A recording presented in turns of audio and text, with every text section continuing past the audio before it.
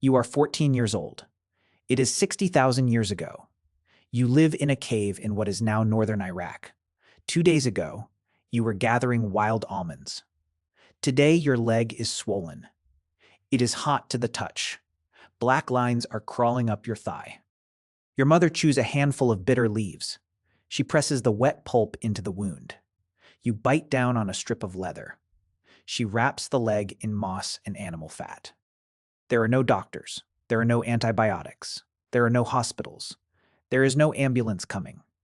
There is only the knowledge her mother taught her and her mother before her, reaching back through a chain of women, stretching across 200,000 years. This is what ancient humans did when they got sick. And it is way more sophisticated than you think. It is also way more terrifying. Here is the thing nobody tells you about ancient medicine. People assume our ancestors just got sick and died. That they had no treatments. That a fever meant goodbye. That is not true. They had a pharmacopoeia. They had surgical techniques. They even had a social safety net for the disabled that would put some modern countries to shame. But there is a darker side to the story. When the plants did not work, they turned to the spirits. And that is where things got dangerous. Sometimes the cure was worse than the disease. The truth is, ancient humans were brilliant, desperate, and occasionally deadly. And their medicine kept our species alive long enough to become us. Let us start with a number that will mess with your head. The average lifespan in the Paleolithic was 35 years. That is true. But it is also misleading. That number is dragged down by child mortality. If you survived your first 5 years, you had a very good chance of making it to 40, 50, even 60. It was not a world of 20-year-olds dropping dead from a cold. Your grandmother in the Stone Age. She was probably a grandmother. She had seen sickness. She had buried children. She had fought infections. And she carried knowledge that kept the tribe alive. But what was that knowledge made of? Mostly plants. Plants were the first pharmacy. 60,000 years ago, in a cave called Shanidar in Iraq, a group of Neanderthals buried one of their own. That grave is famous. But it is not famous for the skeleton. It is famous for the pollen. When archaeologists analyzed the soil around the body, they found pollen from yarrow, cornflower, ephedra, and groundsel. All of these plants have medicinal properties. Yarrow is an anti-inflammatory.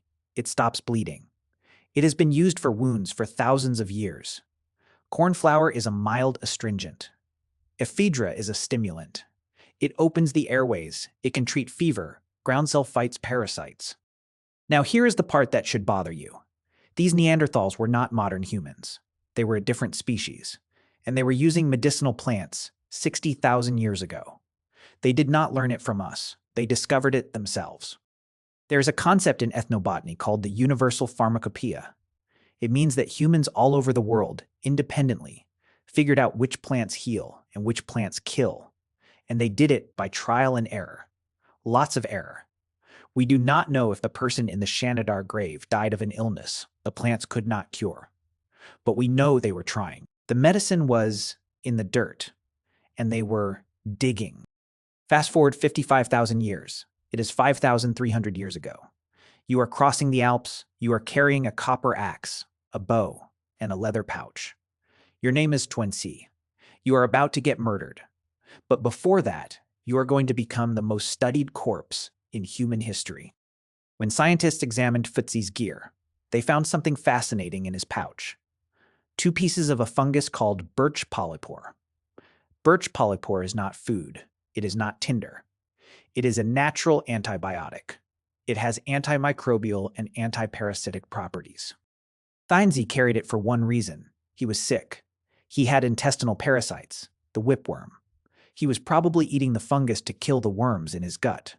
This is the first confirmed evidence of a Paleolithic person using a specific medicine for a specific disease. And it worked. He might have survived the parasites if someone had not shot him in the back with an arrow. The medicine bag was not enough to save him from violence. But it was enough to keep him alive long enough to get murdered by someone else. Now we get to the part that will make you cross your legs, trepanation. This is the oldest known surgical procedure. It is exactly what it sounds like.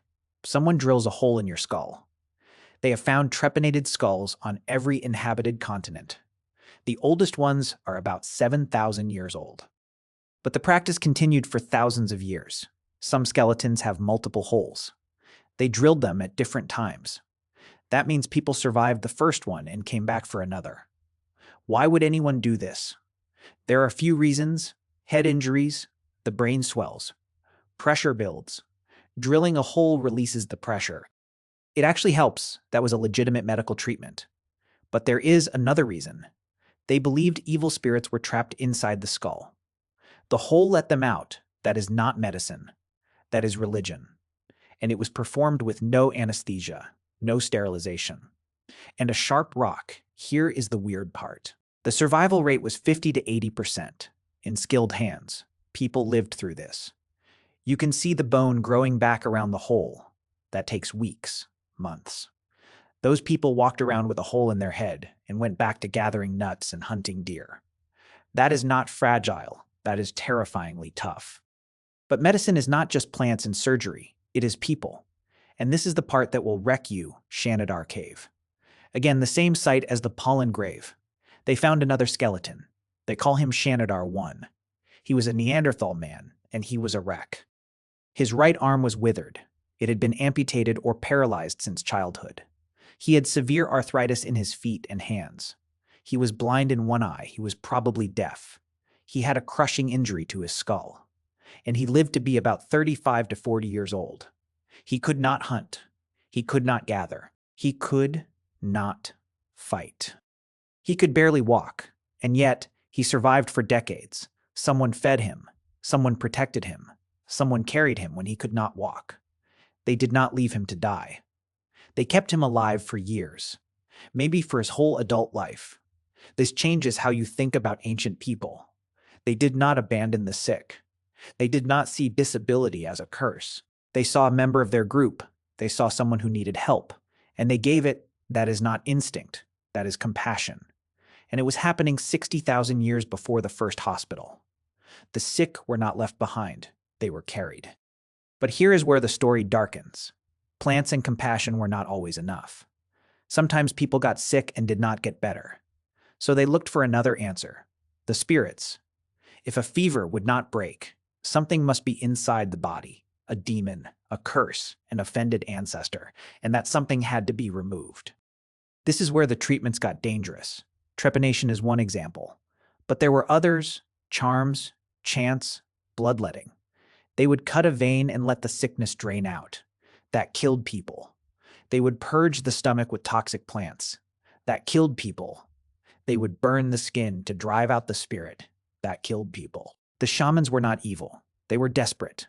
They had tried everything they knew. They were watching their family die. They would try anything, even if it made things worse. The spiritual cure was often just another way to die. Now here's the part that should make you sad. Most of what they knew is gone. Every tribe that disappeared took its plant knowledge with it. Every language that went extinct carried a pharmacopoeia. We do not know how many plants they used. We do not know the dosages. We do not know the combinations. We have fragments: willow bark, foxglove, quinine, poppies. These came from traditional knowledge. But that is the tiny tip of a massive iceberg. And yet, we still know enough to be stunned. Neanderthals using yarrow fungi with his fungus. Trepanation patients walking around for years. Disabled individuals being fed and protected for decades. 200,000 years of trial and error. 200,000 years of keeping each other alive. That is the real medicine, not the plants, not the surgery.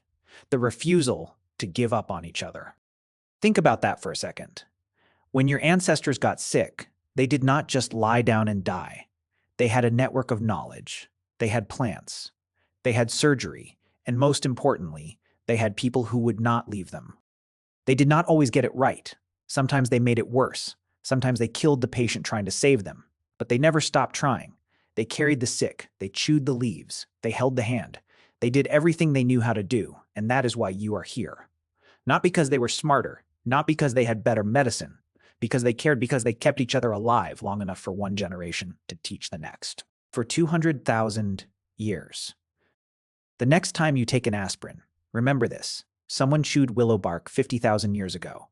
And someone else watched them. wrote it down in their memory, and passed it on.